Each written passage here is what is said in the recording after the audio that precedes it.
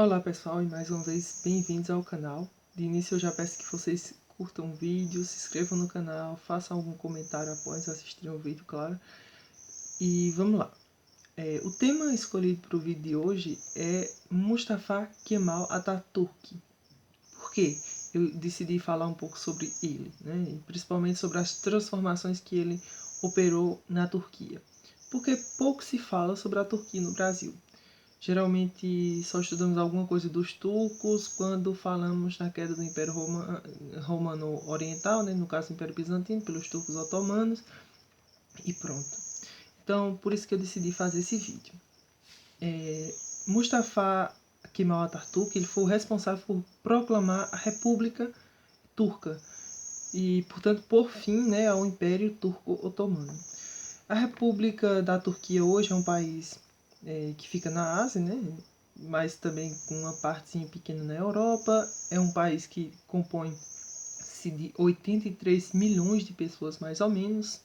Tem um índice de desenvolvimento humano considerado muito elevado. A língua é a turca e o alfabeto que eles utilizam é o alfabeto latino. Nem sempre foi assim. Antes de Mustafa Kemal, muitas dessas características não existiam. A gente vai ver um pouco sobre quem foi ele e quais as transformações que ele operou quando ele proclamou a República na Turquia. Bem, Mustafa Kemal ele foi um turco, né? Nasceu em 1881 e morreu em 1938. Ele foi um militar revolucionário turco, ele participou da Primeira Guerra Mundial, chegou, por exemplo, ao posto de general durante a Primeira Guerra Mundial. Lembremos que a Turquia ela lutou contra a Entente, né? Se a gente lembrar daquela divisãozinha que havia durante a Primeira Guerra Mundial, de um lado a Entente, basicamente França, Rússia, Inglaterra, do outro lado chamados de aliados, né? Ou seja, Alemanha, Áustria-Hungria, Itália, mas a Itália depois mudou de lado, enfim. A Turquia, portanto, lutou contra a Entente, né? Que como se fosse assim, acordo em francês. Ele foi um nacionalista turco e muitos escritores comentam que ele era um amplo admirador da cultura ocidental. Então ele, por exemplo, lia muitas obras de filósofos iluministas, lia muita literatura considerada, entre aspas, ocidental, muitos pensadores que defendiam valores democráticos. Lembramos que o iluminismo foi aquele movimento lá, sobretudo do século XVIII, que defendia o fim do absolutismo monárquico e tudo mais, defendia a liberdade religiosa e tudo mais. E Mustafa Kemal ele se sentia muito atraído por esses valores. E quando ele, sendo um general muito importante, né, e aí quando ele consegue proclamar a República Turca, ele vai tentar colocar em prática muitos desses valores considerados ocidentais, que vinham lá desde o Iluminismo. Se pudermos remontar um pouco mais atrás à Renascença na Turquia. Por isso que Mustafa Kemal ele é considerado, vamos dizer assim, o ocidentalizador da Turquia. Ele, por exemplo, separou a igreja, a influência que tinha o sultanato, né, esse representante do islamismo lá na Turquia, das decisões políticas.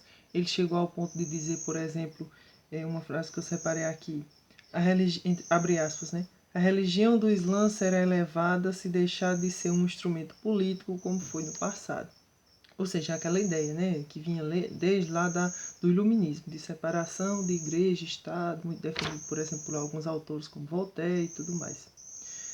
No início do século XX e no início da década, né, de 1920, e portanto depois já da Primeira Guerra Mundial, Mustafa Kemal, era um importante general turco, muito prestigiado e tudo mais, e que defendia esses valores republicanos de separação da igreja e do Estado, no caso da Turquia, né, separação do islamismo do Estado, porque a Turquia é um país majoritariamente islâmico, e aí ele consegue convocar eleições, ele consegue convocar eleições e o parlamento da época elegeu ele como presidente provisório da Turquia. Mas já no ano de 1923, aquela Assembleia Nacional que lá havia constituído para poder elegê-lo como presidente provisório, o elege como presidente efetivo da República. Então, em 1923, ele já é o presidente efetivo da Turquia. E a partir daí ele vai poder fazer uma série de transformações que ele queria no país. Então, por exemplo, diminuiu, como eu já disse, muito a importância do sultanato nas decisões políticas da Turquia. O sultanato, ou seja, os sultões, né, aqueles que representavam o islamismo na Turquia.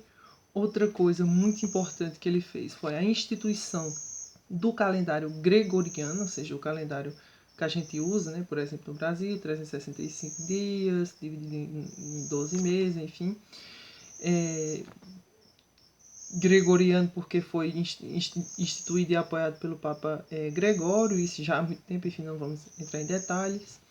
Outra coisa que ele instituiu de ocidental, entre aspas, na Turquia, foi o alfabeto latino. Se eu não me engano, antes dele instituir o alfabeto latino, a língua turca era escrita a partir do sistema de escritura árabe, não é? Então isso foi também um passo importante nesse processo de, entre aspas, ocidentalização da Turquia. E outra coisa muito importante que ele fez foi instituir a educação laica.